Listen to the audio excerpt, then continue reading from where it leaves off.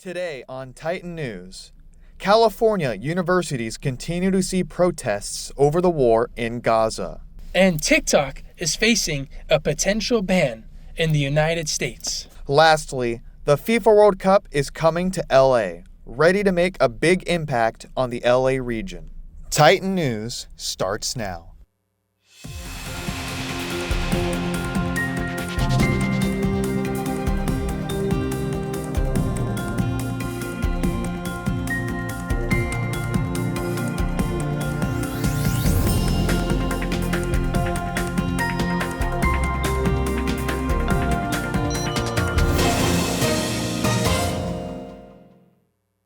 Welcome to Titan News. I am Jacob Fisk. And I am Ethan Lopez, here to deliver you updates on our local news. College campuses are in turmoil with protests, including campuses in California. A wave of anti-war protests have sparked throughout the California university system. Students have called upon their universities to boycott, divest, and cut off all ties from the State of Israel. The students are also calling immediate ceasefire to the bombardment of Palestine. There have been police crackdown against a student at USC and Cal Poly Humboldt, while other universities like UC Irvine and UCLA have taken a hands-off approach, allowing the students to remain active and are negotiating with the students. A court has fined former President Donald Trump $9,000 today. Trump is an ongoing hush money trial and was fined with contempt of court for violating a gag order. The judge said he gave the order to protect witnesses and jurors involved with the Manhattan trial. The $9,000 fine is due Friday, May 3rd, and he must also remove 7 posts from his Truth Social account and 2 from his campaign website because they violate the order without evidence. He called the order election interference. Trump will be on the hook for any future posts that violate the order for $1,000 to $10,000 per post. There have been some shakeups on campus, including the Department of Cinema and Television. Our very own Alexandria Abeda has more. Here at Cal State Fullerton, there is unrest growing in the Cinema and Television Arts Department. Professor Gary Hart, longtime chair of the CTVA department, is being removed from his position. The decision was made by Dean Shaw of the College of Communications, despite Professor Hart being unanimously re-voted to continue as chair by his peers. On Thursday, April 25th, Cal State Fullerton held an academic senate meeting, during which Professor Hart's removal was discussed at length as an item of urgent business. Professor Hart's colleagues pleaded for clarity, but none was provided. However, one thing was made very clear. There is a crisis in the College of Communications. Various professors spoke in support of Professor Hart and expressed confusion and dissatisfaction over Dean Shaw's decision. One of these professors was Rebecca Sheehan. We were shocked to hear from the dean that discussions about a new direction for our department have apparently taken place and are now being put into action without the involvement of any of our faculty. However, it was more than just professors that stood with Gary Hart, as CTVA students filled the meeting in a show of support for Professor Hart and to stand in solidarity with their department.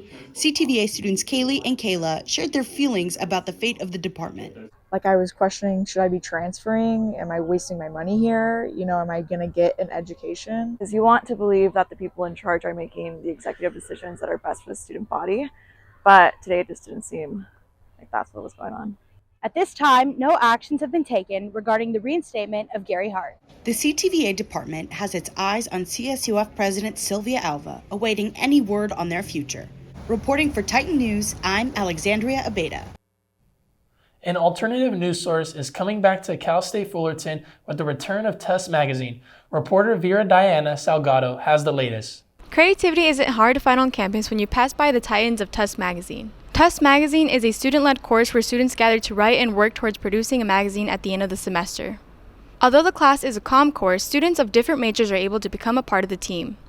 They were looking for a web design director, and I'm a computer science major, so my friend recommended me to it, and that's how I got involved. But I'm really glad that I did it because I was able to write my own story for the magazine that's getting published this semester, so I'm really excited. TUS Magazine gives students the ability to write about topics that they're personally interested in. From fashion and love to body positivity, TUS gives a space for marginalized groups to have a voice. I just hope that people are able to pick up our magazine and feel any type of emotion. whether it's happy or sad or inspired or angry or whatever. I really just want people to be able to open the magazine and find a sense of the humanity in it. And if even one person's able to do that, then I think we've accomplished our goal. You can find more information by visiting their Instagram page at Tusk Magazine or their website tuskmagazine.org. Until then, I'm Viridiana Salgado. Coming up, we give our anticipated weather forecast for the week. And I'll tell you about a popular social media app facing a ban back in 60 seconds. Observe a domesticated human family in their natural habitat, known to their species as the backyard. Hey, you think I should light it now? I think it's good. Yeah?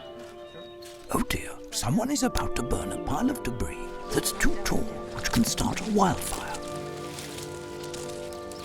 Wait, could it be? Blimey, it is. It's Smokey. It's Smokey Bear. What a legend. Hey, it's Smokey. Sorry, it was too high. Right. Watch as he astutely ensures that there's no wind, and how he removes some of the debris to create a smaller, safer burning pile. No, you said make it bigger, baby. The bigger the better. Take note of our fearless furry friend here, humans. I appreciate it. Fist bump. Watching you. Smokey's done it again. Bye, Smokey. Only you can prevent wildfires. Welcome back to Titan News. I'm Ethan Lopez. And I'm Jacob Fisk. It's time to check out the weather forecast for this week. Let's send it over to Noah Segovia.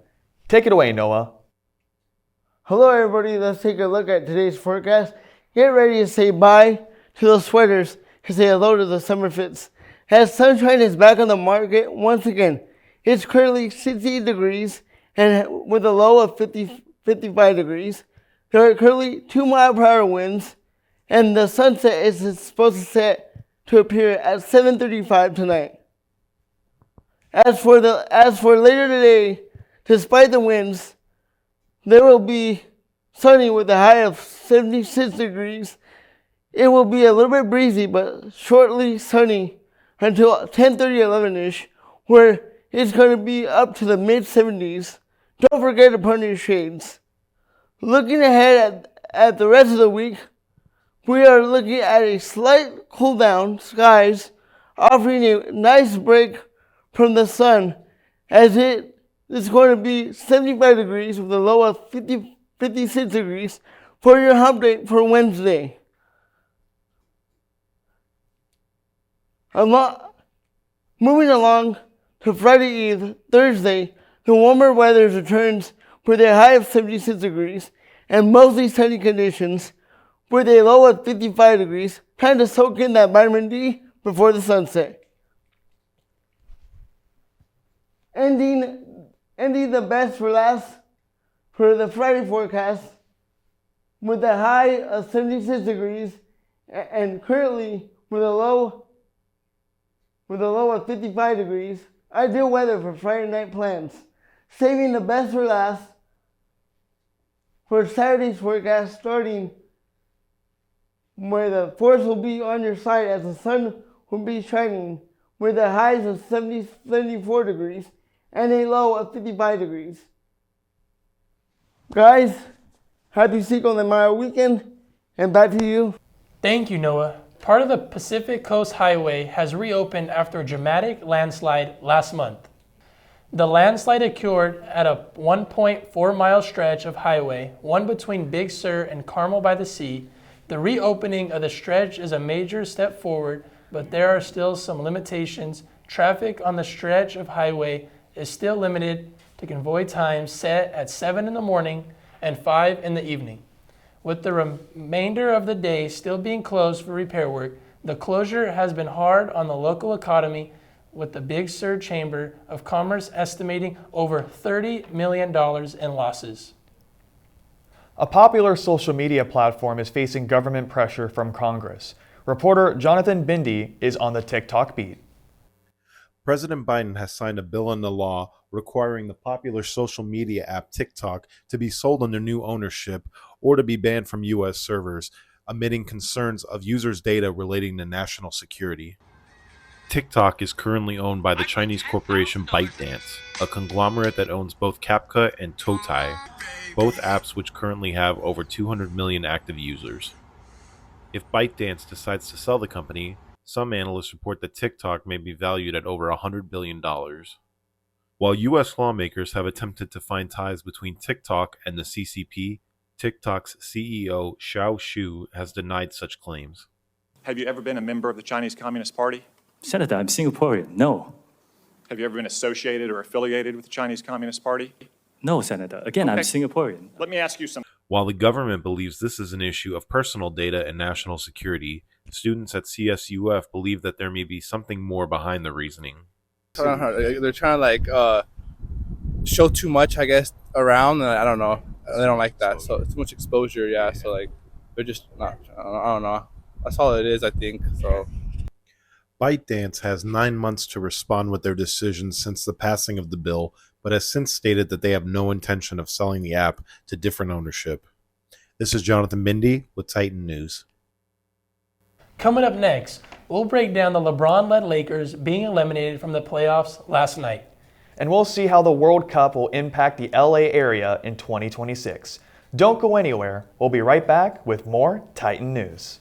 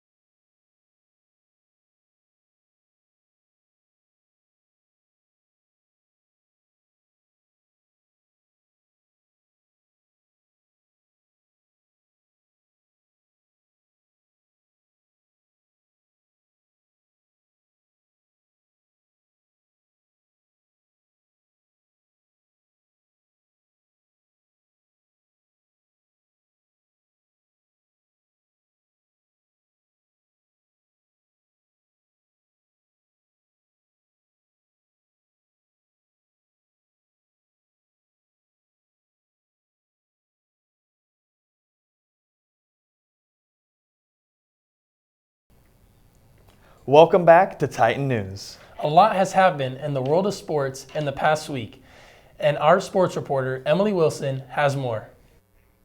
Thank you. The Denver Nuggets eliminated the Los Angeles Lakers in the first round of the NBA playoffs Monday night in Denver. In a pivotal Game 5, the Nuggets outscored the Lakers 108-106 to win the series 4-1 and move on to the conference semis against the Minnesota Timberwolves. With 4 seconds left in the game, Nuggets star guard Jamal Murray hit a jumper to put his team ahead and clinch the series. However, the Lakers now have some decisions to make. General manager Rob Pelinka could choose to fire head coach Darvin Ham, as Ham's rotations and decision-making have caused controversy among Lakers faithful. Additionally, star LeBron James has a player option in his contract, so he could choose to opt out and leave the Lakers next season. Cal State Fullerton softball swept Cal Poly San Luis Obispo this weekend, maintaining their spot as the best in the Big West. In the final 2 games of the series, the Titans beat the Mustangs easily, outscoring them 13-1 overall. However, CSUF pulled off a nail-biter walk-off against Cal Poly in the first game. Heading into the bottom of the 7th inning, the Titans were down 5-3. After CSUF got a couple of runners on base, a clutch double to left center drove both runners in. Finally, a single to third base drove the final runner in, and the Titans completed the comeback. With 2 tough conference series remaining, softball needs to continue their dominant pitching and fielding in order to win those series, and hopefully, the conference. In 2026, the FIFA World Cup will officially come to LA. Reporter Andrew Gutierrez has more. The FIFA World Cup is coming to LA in 2026. With that comes a lot more than just the best teams competing in the biggest tournament. It means a lot more for the fans in the LA region. The 2026 FIFA World Cup will be a joint hosted event by 3 countries that include the United States, Mexico, and Canada, and is going to have the biggest field in World Cup history with 48 teams competing. The city of Los Angeles and SoFi Stadium is set to host 8 of the 104 games scheduled for the massive tournament, with the first game being the tournament opener for the U.S. men's national team. For a sport growing in popularity in the United States, it means a lot for the fans to have the World Cup coming home. Honestly, I'm really excited for the World Cup 2026. It's very exciting. First time in a long time, I think it's been since it came into the United States, Mexico, and Canada. Honestly, that means a world to me. That's coming to where I live and where I can go watch the games for myself. Tickets are not quite available yet, but you can register your interest for tickets on the FIFA website.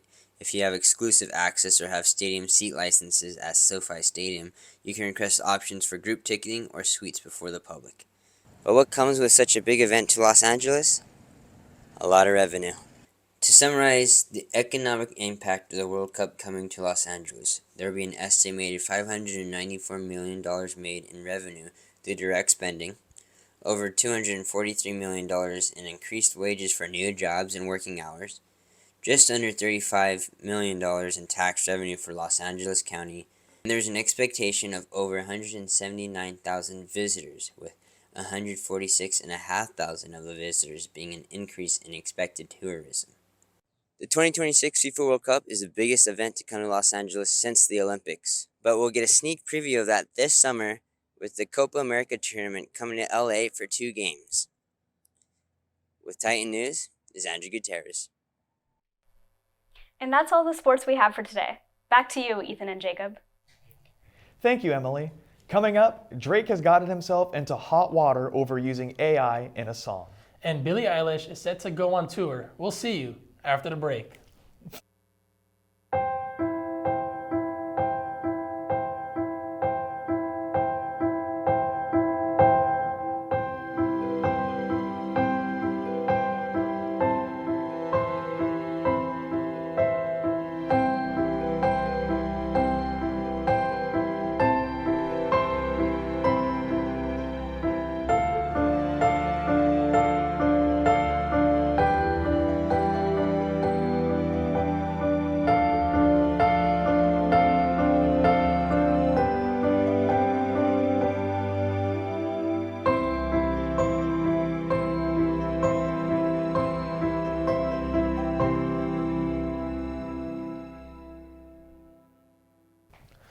Welcome back to Titan News.